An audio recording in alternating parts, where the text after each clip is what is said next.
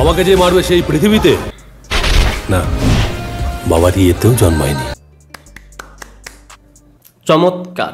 মানে ভাই আমি এক্সপেক্টও করি নাই যে 2025-এ এসে এরকম একটা ডায়লগ শুনতে পারবো। সো আমার তরফ থেকে এই ফিল্মের ডিরেক্টর, রাইটার, অ্যাক্টর, পুরো টিমকে এটা। মাঝে মধ্যে কলকাতার কিছু সিনেমার ট্রেলার দেখি, টিজার দেখলে মনে হয় যে এরা কি আসলে সিনেমায় বানাচ্ছে নাকি নাটক বানাচ্ছে। এটা সত্য কথা।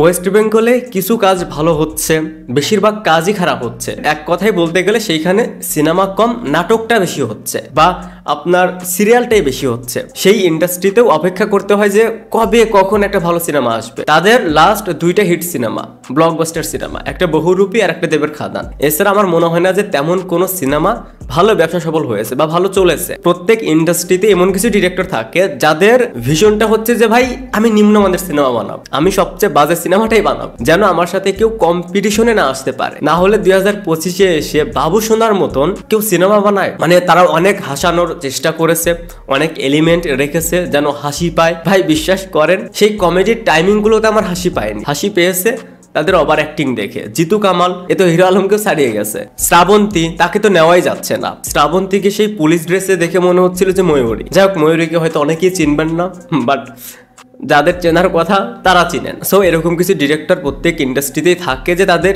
ভীষণটাই হচ্ছে আমি নিম্নমানের সিনেমা বানাবো। আর কিছু ডিরেক্টরের ভীষণ থাকে যে ভাই আমি সময়ের সাথে তাল মিলিয়ে তো সিনেমা বানাবোই, এর থেকেও এগিয়ে গিয়ে কিভাবে আরো বেটার কিছু করা যায়, আরো কিভাবে বেটার মেকিং, বেটার স্টোরি নিয়ে একটা সিনেমা বানানো যায়। বাট এই ডিরেক্টরগুলোর ভীষণ হচ্ছে যে ভাই এটা 2025, ভাই আমি এটাতে বিশ্বাসী না, আমি 2012-তে যাব, আমি পাস্টে ফিরে যাব। জানি না এই সিনেমাটা কলকাতায় কিরকম চলছে, কিরকম পারফর্ম করছে।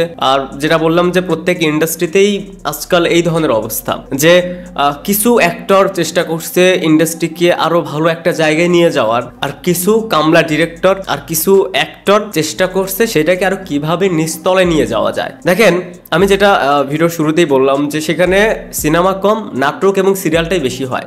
আই থিঙ্ক SBF না কোন যেন একটা প্রোডাকশন হাউস থেকে দেখলাম অনেকগুলো সিনেমার অ্যানাউন্সমেন্ট করেছে, বাট প্রত্যেকটা সিনেমাই হচ্ছে সিরিয়াল, প্রত্যেকটা সিনেমাই হচ্ছে আপনার নাটক। সো এগুলো অডিয়েন্স আর কতদিন খাবে। যাই হোক, ট্রেলারের খারাপ দিক ভালো দিক নিয়ে বলার আসলে কিছু নেই, পুরো ট্রেলারটাই হচ্ছে ক্রিঞ্জ। যেমন একটা ডায়লগ রয়েছে, আমাকে যে মারবে সেই পৃথিবীতে কেন, বাবার ইয়েতেও জন্মায়নি। সো এরকম ডায়লগ শুনে বোঝা যাচ্ছে যে তারা জোরপূর্বক ভাবে অডিয়েন্সকে হাসানোর চেষ্টা করেছে হয়তো সিনেমাতে। আমার মনে হয় না যে অডিয়েন্স সেই টাইমগুলোতে হাসবে, কমেডি টাইমিং গুলোতে অডিয়েন্স হাসবে তাদের ক্রিঞ্জ সংলাপ এবং তাদের ওভার অ্যাক্টিং দেখে। সো যারা কলকাতার রয়েছেন, আপনাদের ভিতর যদি কেউ এই সিনেমাটা দেখে থাকেন তাহলে আমাকে অবশ্যই কমেন্টসে জানাবেন। আর সিনেমাটা যদি কখনো OTT-তে আসে দেখা যাক কি হয়। তো এই ছিল বাবু সোনা নিয়ে আমার ওপিনিয়ন। Thanks for watching.